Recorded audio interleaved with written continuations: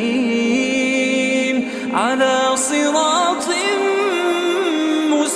مستقيم تنزيل العزيز الرحيم لتنذر قوما ما أنذر آباؤهم فهم غافلون لقد حق القول